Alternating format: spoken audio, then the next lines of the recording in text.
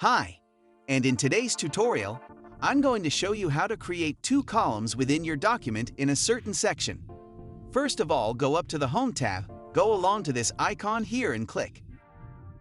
And here it just shows you all the different marks you've made by pressing various keys. So obviously this one here is a return key.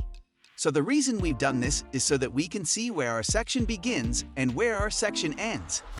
So let's say, for example, if I highlight all this text, I'm just going to turn it red. So let's just say all the red text I would like in two columns, but only the red text. So I've selected it all, go up to Layout, go to this columns icon here, click on the drop-down and select 2. Now, as you can see, we've got this section break here at the top, and we've got these two tiny lines at the bottom here. That's also a section break. Depending on where you make this section break will depend on whether you get a longer line across the bottom that looks like this.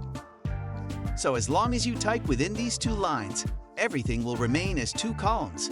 So let me just demonstrate. Let's just select this paragraph here.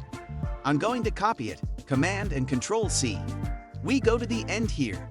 So my cursor is at the end, and all I'm going to do is just paste it, Command and Control-B. And because I'm pasting within the section between this line, it will remain as two columns, and I can continue that on. And as long as it's within these two section breaks, it will continue as two columns. If I then go to here and press paste, you can see it will revert back to one singular column.